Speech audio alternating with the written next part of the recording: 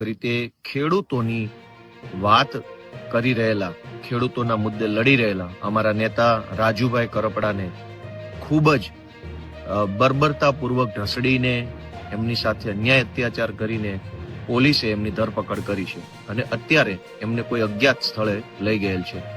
ગઈકાલે રાતના 3 વાગ્યાથી લઈ અને અત્યારે બપોરના 11 વાગ્યા સુધીમાં હજુ પણ રાજુભાઈને કોઈ અજ્ઞાત સ્થળે પોલીસે છુપાવી રાખ્યો છે.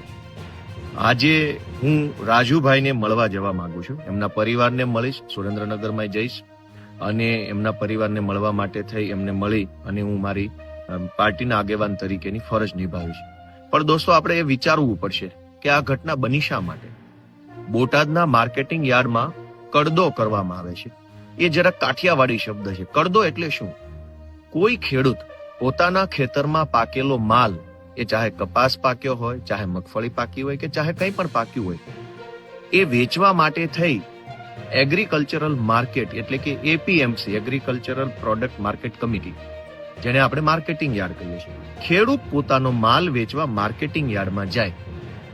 ખેડૂત પોતે પોતાના ગામથી 20-30 કિલોમીટર દૂરથી ટ્રેક્ટર ભરીને કે આઈસર ભરીને કે કોઈ સાધનમાં માલ ભરીને માર્કેટિંગ યાર્ડમાં વેચવા જાય. એ વખતે એના માલમાંથી સેમ્પલ લેવામાં આવે કે આ ખરીદી કરનાર વ્યક્તિ એનું સેમ્પલ લે છે. ખેડૂતોનું એવું કહેવું છે કે તમને જેમ મરજી પડે, જેમ ફાવે, જેમ યોગ્ય લાગે તેમ સેમ્પલ લઈ લો. 10 સેમ્પલ લેવા હોય તો 10 લ્યો, 50 લેવા હોય તો 50 લ્યો. પણ એક વખત જે સેમ્પલ ફાઇનલ થયું અને સેમ્પલના આધાર ઉપર જે ભાવ નક્કી થયો, ધારો કે કપાસનું સેમ્પલ લેવામાં આવ્યું, 10 સેમ્પલો લીધા, 10 સેમ્પલ ચેક કર્યા પછી એવું નક્કી થયું કે આ કપાસ 1400 રૂપિયામાં ખરીદવામાં આવશે. તો 1400 રૂપિયામાં ખરીદવાનું નક્કી થઈ ગયું. મૌખિક રીતે નક્કી થયા પછી શું કરવામાં આવે છે?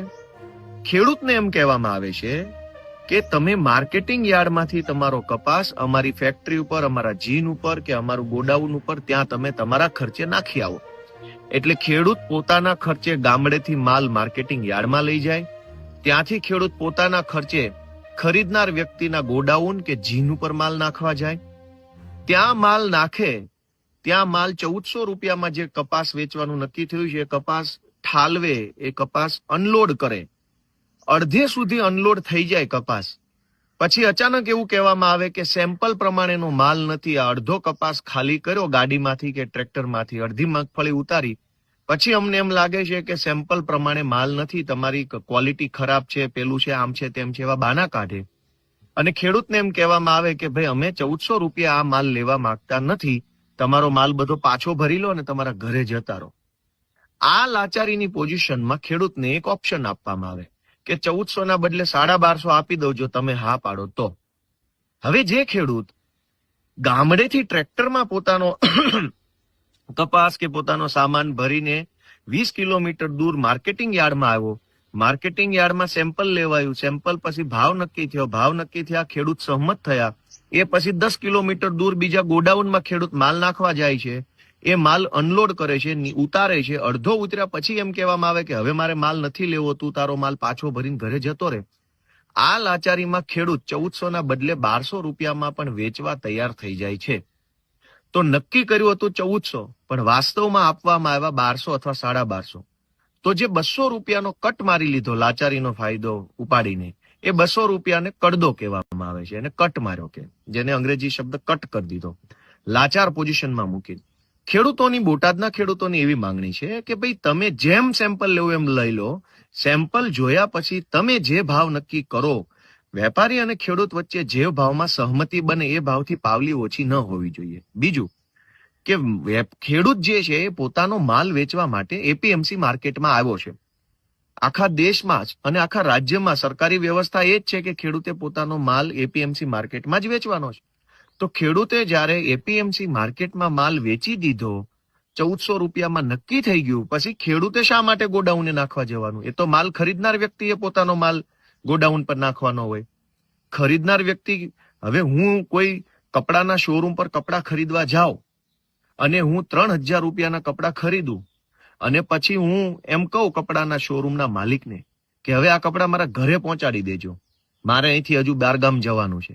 તો એ કેવી રીતે પહોંચાડે? હું અમદાવાદમાં કોઈ શોરૂમમાંથી 4 જોડી કપડા લઉં અને બિલ ચૂકવ્યા પછી હું એમ કહું કે આ કપડાં સુરત મારા ઘરે તમે પહોંચાડી દેજો, તો એ કેવી રીતે શક્ય છે? એ તો જેણે ખરીદ્યું છે એણે જ લઈને જવાનું છે.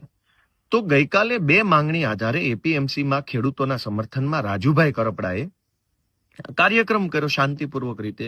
અને આમાં કશું જ ખોટું નથી. ખેડૂતને કેટલી વખત લૂંટાવાનું, કેટલી વખત લૂંટાય છે? દવામાં સૌથી પહેલા તો બિયારણમાં લૂંટાય, પછી ખાતરમાં લૂંટાય, પછી પાણીમાં લૂંટાય.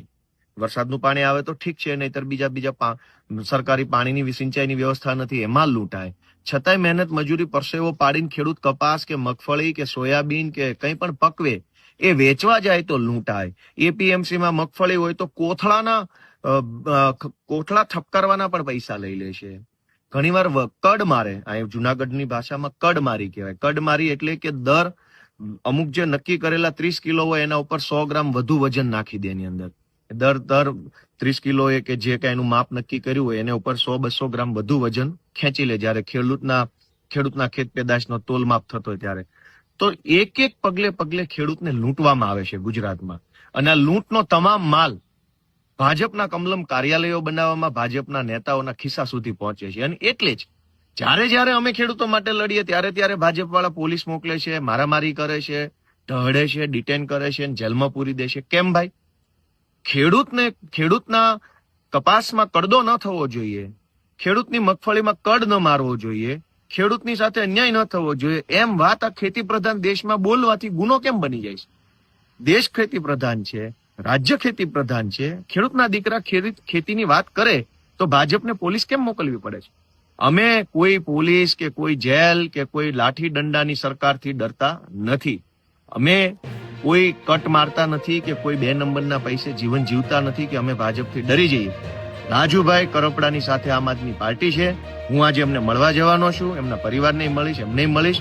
અને ભાજપના જે કાંઈ પણ તત્વો